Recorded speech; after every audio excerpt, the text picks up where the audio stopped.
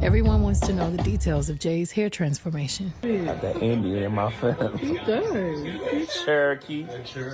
Ain't nothing but no Cherokee.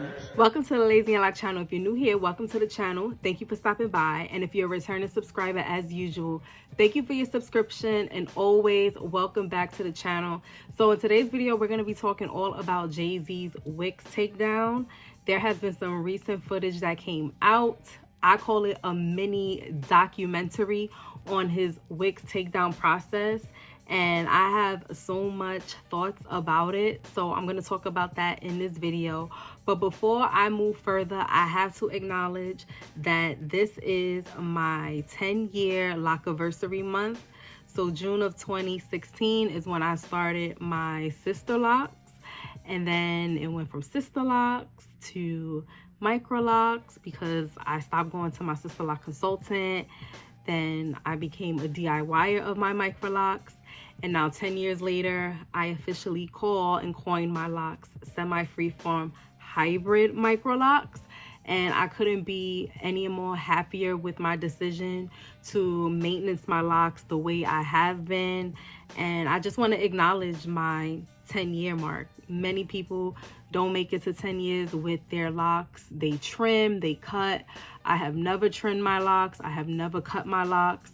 My locks now, I think it's actually past my buttocks. So it's kind of like right, like hitting the bottom portion of my buttocks. So my locks have been growing. It has been a phenomenal journey thus far, and I just wanted to give a shout out to my 10 years. I want to also give a shout out to my 1 year being in business with UV Loc'D by Loc'D Autonomy, which is my product line that I created, patent pended, and trademarked for individuals like myself who have Microlocs and they have a hard time maintaining their Microlocs using traditional locking methods, such as using interlocking tools, a latch hook tool, and any other conventional means that is commonly understood in maintenance and Microlocs.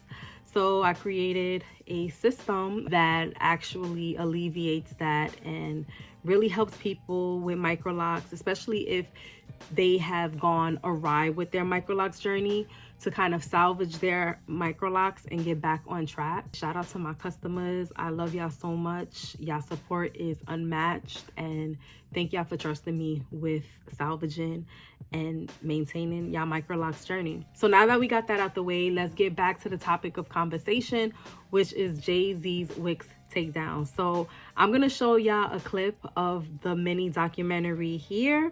It's not gonna be the full clip, but watch this, and then we're gonna come back and we're gonna talk about this because I think it's so much that we could take away from it. Open it up. It's not for the faint of heart. Day 5. I think the key ingredients are patience and love. When it got challenging, we just used more products. And I found that you didn't have to be as aggressive, and you could just let the products do some of the work. Some nights we left the product in overnight, especially on the roots where it was difficult to detangle. It wasn't just one person that removed his locks. It was a family affair. Beautiful daughter came to help out. I'm gonna be an influencer. We're using all of the blue products. Working on a good one now. Shout out to the H-Town loctician who helped start the process with us, and to Blue and every hand that contributed to this process.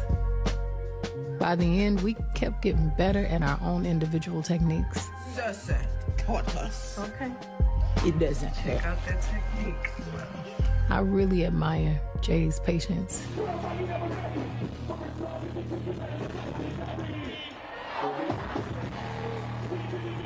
After 6 days of removing his locks, we spent another day detangling and really deep conditioning. Hey, let's go.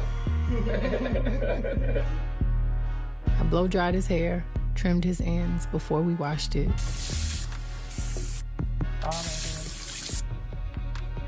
Then Letty gave him his cornrows. This is our wrap and set foam. I'm gonna put this on his cornrows. And used our oil, our balm, and moisture sealing lotion for his braid down and his do-rag. And on show day, his fro was beautiful from start to finish. I want to thank Jay for trusting Sacred on his hair journey.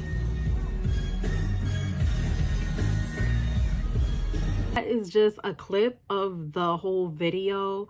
If you want to see the whole video, you can literally just do a search, Jay-Z's wigs takedown or documentary of Jay-Z's locks, and you should see it. It's pretty much not that much longer than what I showed, but you can find it on the internet by now. So let's talk about it. I have to say that I am glad that they did that. Now, from a business standpoint, I understand what that was all about. Obviously, clearly marketing, advertising, but I loved how they did it because it was so much drama surrounding Jay-Z's locks. I even saw people going to the extreme of doing zoom ins on Jay-Z's hairline, talking about they see wrinkles and that this is a lace front. Literally just the most craziest things. So I really loved how they broke it down. I really loved how they showed the process of the takedown. So let's talk about the 5 things that I feel like we could take away from watching this mini documentary of Jay-Z's wigs takedown. So the first thing off the bat that I think we could all take away is that black hair can and will grow, especially with locks. It's 2026 and I still don't understand how many people really have this mindset that black people cannot grow their hair out. It baffles me, especially if you have locks. How could you not know that black people can grow out their hair? Again, this video is not about me, but my locks are literally touching the bottom of my buttocks. Like, I'm literally sitting on my locks right now. And this is what our hair can do. The second takeaway that I got from watching this mini documentary is the type of lock you have definitely matters, especially when it comes to the way that that lock will grow out. So when you look at Jay-Z's locks, it was said in the documentary that he was growing out his locks for about 8 years. 8 years of someone growing their locks out that is wicking their locks or maybe doing a freeform type of lock is going to look totally different than somebody such as even myself that has a smaller type of lock, just because of the way like the hair actually begins to lock on itself.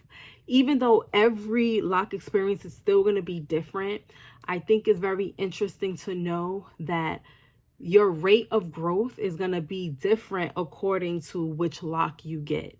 So looking at his locks, somebody will look at his locks and say his locks should be more longer if he was growing it for X amount of years. I also saw that online where people were saying, if you've been growing your hair for this long, then it should be this long. And there was also people talking about the rate of his growth, that by this year it should have been this long and by this year it should have been this long. This just goes to show that the type of lock you have definitely is going to affect how and the rate in which it grows out. The third takeaway that I got from watching this mini documentary of Jay-Z's takedown is that a big chop is not always necessary to end the lock journey. A lot of times we think that when we want to end a lock journey, the only way to end it is literally to do a big chop. You don't have to do that, okay? Now, again, depending on the size lock you have, maybe a big chop may be the best alternative or the best way to actually get rid of your locks. That sounds so horrible, not get rid of your locks, but end your lock journey without doing so much tedious work. But you can comb out your locks. You can take them down. Clearly it was done. I think in the documentary, they said it took about 3 days of constant just using products and detangling and going through all the motions of getting it out. So you don't have to big chop your locks. You can take them down. Now, of course, if you have a smaller lock, then you will have to make the determination on if doing a big chop is the right route for you that you will want to take, but you don't have to big chop your locks. So I would say, for example, for me, if I wanted to end my Microlocs journey right now, more than likely what I would do is I wouldn't big chop my locks. I would just grow it out. I would continue to grow it out, and I actually just wouldn't even maintenance my roots. I would keep using conditioners and stuff at my roots, grow out my locks, grow it out until it gets to a point where maybe I can put some cornrows in it for whatever I want to do, and I'll just cut it at that point.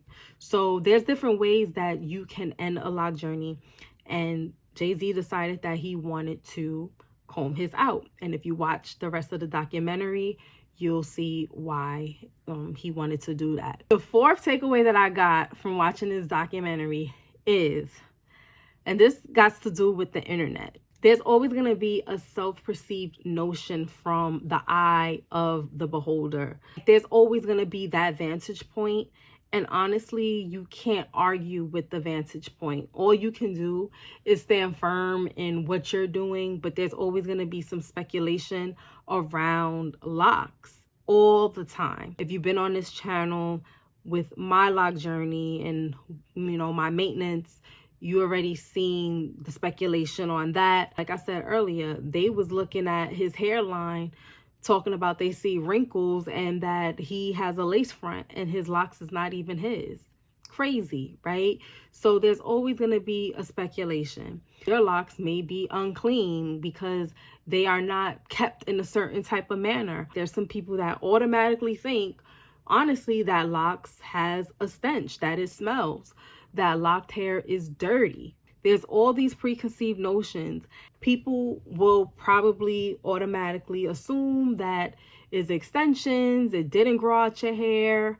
Like, when it comes to locks is one of those things where people is just going to have their own opinions and they're going to have their own preconceived notions about what is on another person's head, which is crazy, but hey, it is what it is. And the last takeaway that I got from watching this documentary is the right product will get the job done depending on what you want done.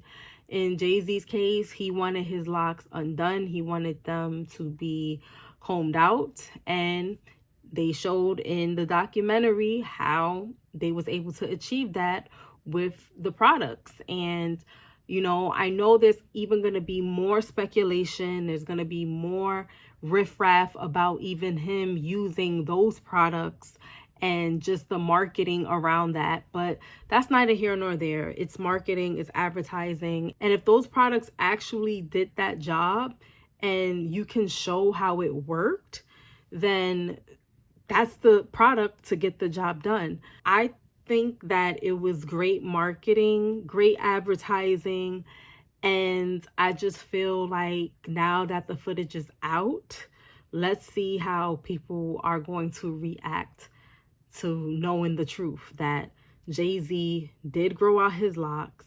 He did actually comb it out.